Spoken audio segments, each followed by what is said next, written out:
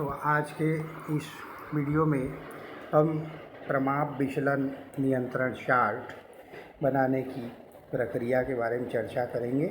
वस्तु के गुण के संख्यात्मक माप में पाए जाने वाले विचरण की जांच करने के लिए प्रमाप विचलन चार्ट भी बनाए जाते हैं।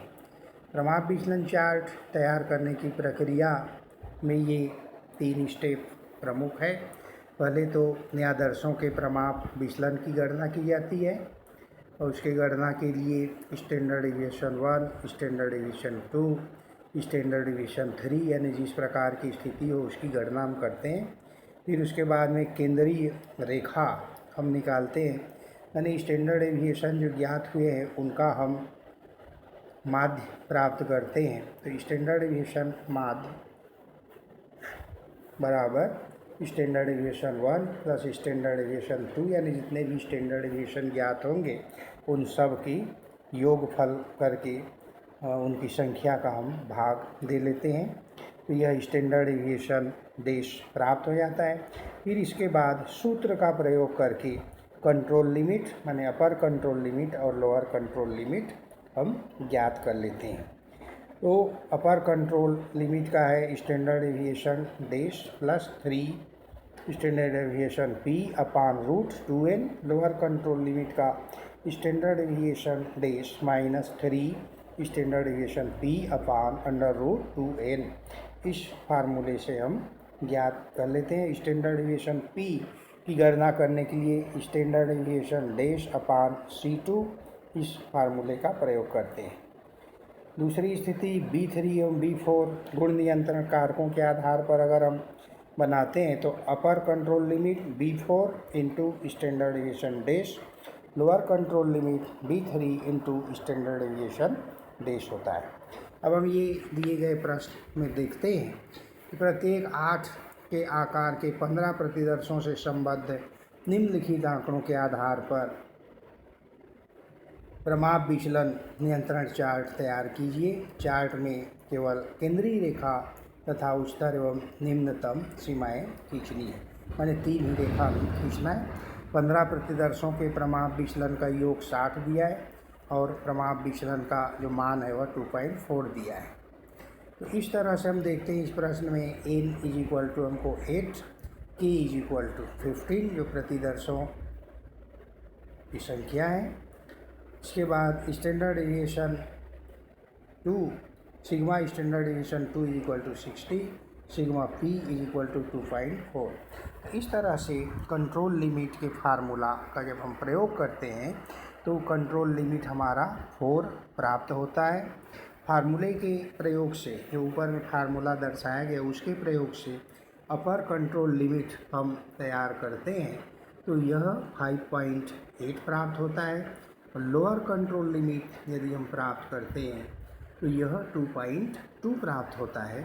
और इस प्रकार से जब हम उसके लिए नियंत्रण रेखा तैयार करते हैं तो ये जो चित्र में दिखाया गया है उसके आकार का प्राप्त होता है। कंट्रोल लिमिट का मान 4 है। 4 हम y एक्सिस पर देखेंगे, y एक्सिस पर 4 देखकर x के समानांतर अगर रेखा खींच देते हैं तो वह हमारा कंट्रोल लिमिट हो जाता है। इसी प्रकार से अपर कंट्रोल लिमिट हमारा जो प्राप्त हुआ है 5.8, तो हम उसको 5.8 को y अक्ष पर लोकेट करते हैं और x के समानांतर सीधी रेखा खींचते हैं तो वह अपर कंट्रोल लिमिट को दर्शाता है।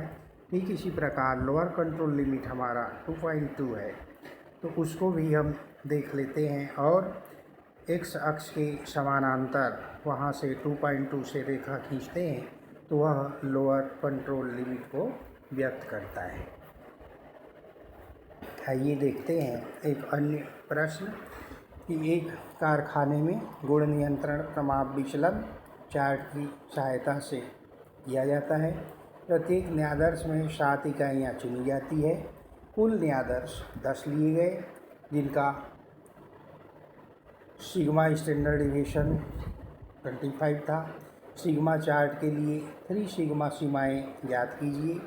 आप निम्न कारकों का प्रयोग कर सकते हैं। n इज इक्वल टू यहाँ 7, B3 is equal to 0.12, V4 is equal to 1.88। तो जो फार्मूला है कंट्रोल लिमिट का, उसका हम प्रयोग करते हैं सिग्मा स्टैंडर्ड डिविएशन अपान के का, तो ये 2.5 आता है। अपर कंट्रोल लिमिट 4.7 और लोअर कंट्रोल लिमिट 0.3 आता है। तो इस प्रकार अगर हम इसको ग्राफ पर दर्शाएं तो यह भी वाई एक्सिस में दिखाया जाएगा और एक्स के समानांतर, तो बीचों बीच हमारा कंट्रोल लाइन हो जाएगा। उसके ऊपर की ओर अपर कंट्रोल लाइन होगा, नीचे की ओर लोअर कंट्रोल लाइन होगा। बस इतना ही कार्य इस प्रश्न में करना है। अब एक और अन्य प्रश्न तीसरे है, इसके आधार पर भी अगर हम बनाते हैं अपर कंट्रोल लिमिट और लोअर कंट्रोल लिमिट ज्ञात करते हैं तो हमको वो इस प्रकार प्राप्त होता है। यदि हम माध्य चार्ट का प्रयोग करते हैं तो अपर कंट्रोल लिमिट 33.57 आता है और लोअर कंट्रोल लिमिट 32.63 आता है। और यदि प्रमाप विचलन चार्ट का प्रयोग करते हैं तो अपर कंट्रोल लिमिट 0.79 आता है, लोअर कंट्रोल लिमिट 0.13 आता है। तो दोनों ही अपन यहाँ पर कंट्रोल चार्ट बना रहे हैं, माध्य चार्ट और आपका प्रमाप विचलन नियंत्रण चार्ट।